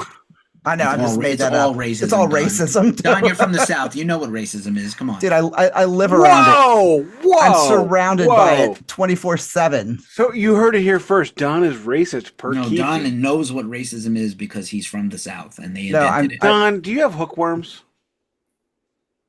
I don't fish. Why are you asking me all these questions? Because like hookworms. You meant in your stool. I meant in your foot. No, I don't. I've never had hookworms. Have you? Because I'm not in the Sata. I'm in the Midwest. I've never had hookworms ever. Hookworms is the genesis of the lazy, drawly Southerner. Oh, like I said, I'm around it enough to know around here that the South is not the friendliest place to be. No, it's like the Midwest. It's friendly. Absolutely terrible. We're friendly in our face. But fuck you, we'll shoot you and let you die. Anyway, ask for Janice. Did you just skip over me talking about Shadrach at all? Yes. Go to Shadrach. I was being silly. Talk about Shadrach. Come on. It's not the best song on here, but it's a very good song. It's like the third best song on here after Hey Ladies and Looking Down the Barrel of a Gun to me. And I do love Shake Your Rump also. So it's the third or fourth best song on the record. It's certainly not the best. No one would say that. And they used they remixed it and used it as a B-side forever, for like 10 years. They kept putting out new versions of it, which is interesting. But the thing about this record is it's got a lot of amazing, great songs. And the rest. Moving on to Ask for Janice. This is, I think, the only thing that needs to be said about this particular song. It is a recording of an answering machine message for calling Paul's Boutique. And it says, "You've called Paul's Boutique." And he rattles off a number. Make sure you ask for Janice. It turns out MCA actually owned that phone number. So, which was hooked up to an answering machine in New York while they were in California. So like every month, MCA would call up and listen to the messages on that phone number that all the Beastie Boys fans left from this record. There was no Paul's Boutique. It's something MCA made up. Yeah. And he lived off laughing about that for the rest of his life. Now we Keefy just shared a photo of himself. Looks like in front of what was supposed to be Paul's Boutique. Let's move on to the Beastie Boys Boolia Bass. You want to talk about like 18 things that could have been almost songs if they had thought about them? Here's half of that. Some of it's really good, and some of it's took off for pennies, took off for bra. They didn't know what they were doing. They needed to fill out the record, so they thought they could have left this off, and the record still is amazing. Frankly, done. I actually really like these songs, but I would have actually preferred to have seen this as like a standalone EP or something, removed from the rest of the album. Enough ideas for a full record. Or again, I think it, you know what this would, when I think of things like this, I think of like fan club EPs and shit like that, that they would, like, fans would get if you were in a fan club or something. But I really do like this, but I don't like it in context with the rest of this album. It doesn't work with the rest. Keefy. No, it doesn't.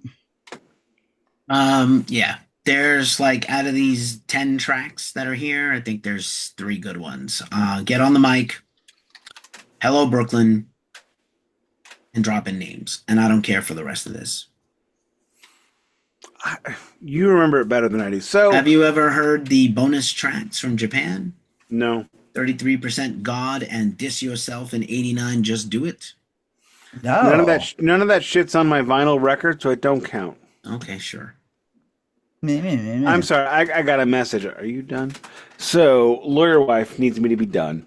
So, let's move on to the sum up.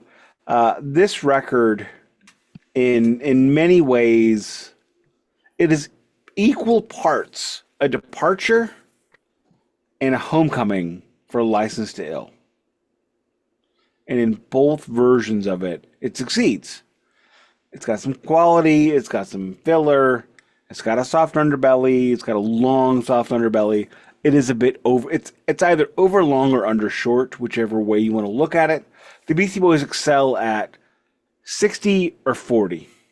This is 52. It doesn't hit their sweet spot, and they learn that. This is something they learn, and what we're going to discuss when we get back to the Beastie Boys in 2 weeks for Check Your Head. Check Your Head's a 60-minute record.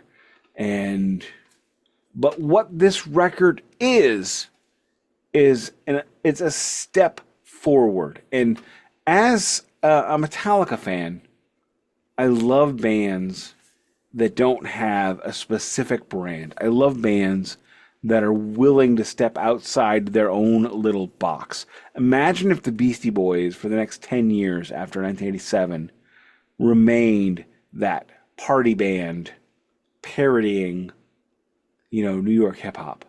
Would we be talking about them today? No, they would have been written off by like 1989, 1990. If they would have been as less well regarded as the Fat Boys. Well, they would also have been in as far as like the same vibe as the same family's heavy, hair metal or whatever. Like, it was charming, it was cute, it was sticky, but then after a while, that They would runs be its course. they would be Vanilla Ice. They would be third base. Ah, there you go. That's it. I think we can both agree that neither third base nor Vanilla Ice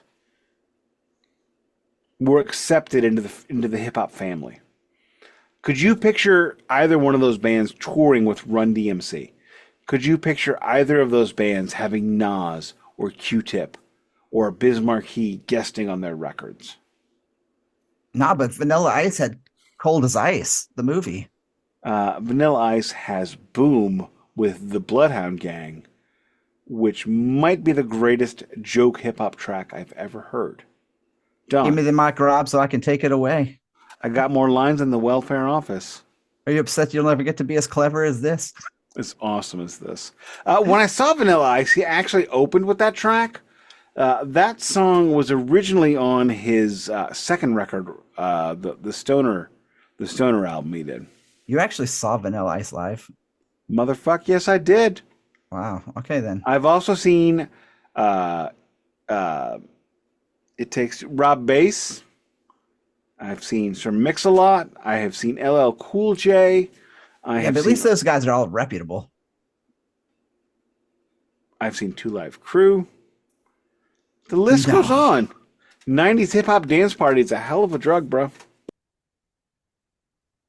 But have you ever seen Montel Jordan? I am not going to mention anybody like Montel Jordan or similar who has a name like Carrie if it were Japanese. Keefy.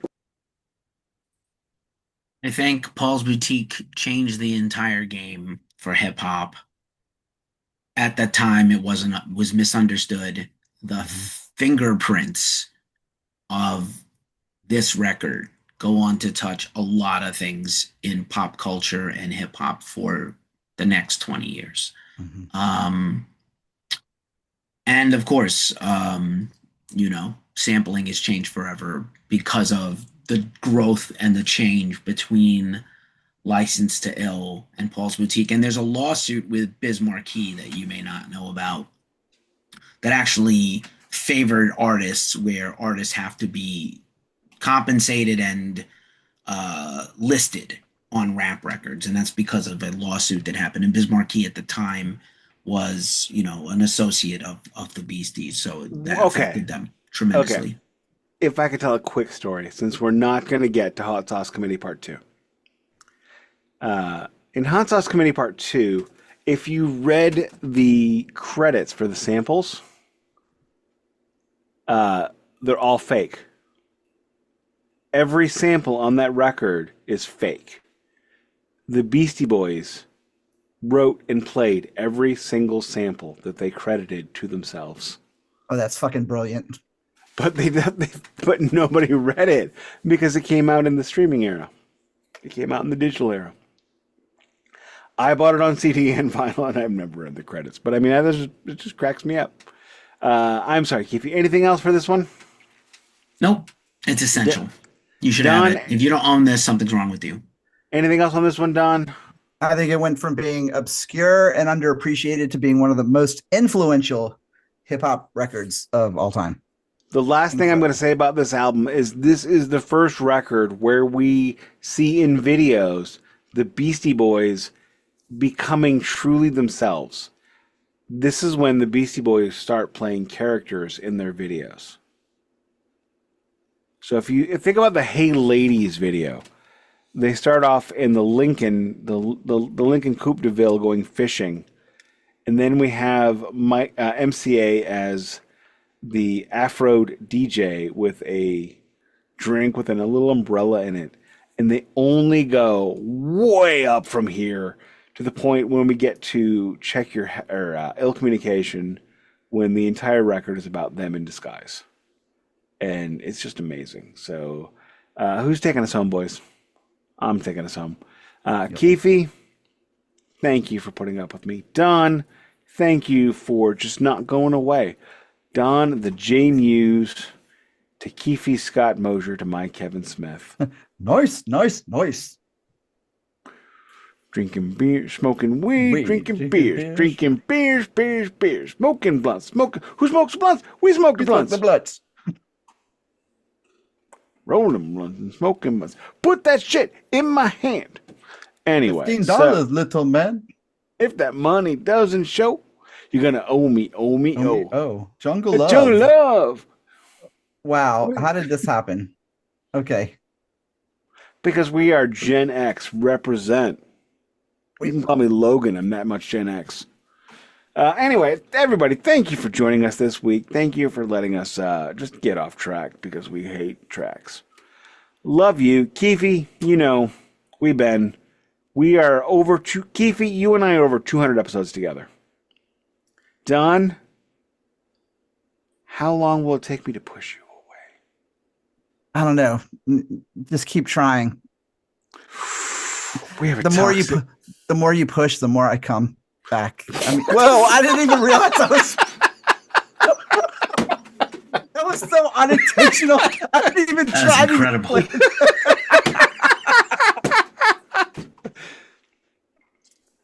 Excuse me. Sometimes I even surprise myself. Shut up, Don. I need to.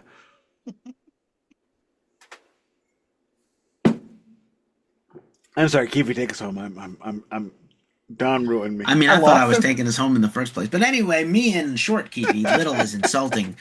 You have been listening to the Glacially Musical Podcast. Thank you for being here. You can find me on all the things at ghostcultmag.com, at ghostcultmag, in social media at ghostcultkeefy. You know Don from Talking the Talk with Don on YouTube and Southeast of Heaven. Nick, you know where to find him everywhere, mostly on Blue Sky now and Instagram. And as we say every week, this juncture of the show is the Glacially Musical Podcast that does not play in Peoria. And the Beastie Boys probably did on this tour, but didn't make a lot of money because less people went to go see them. Fuck Peoria. You gonna shut the light out before the final shot of the show? Don't tell me how to live my life. You're not my real dad.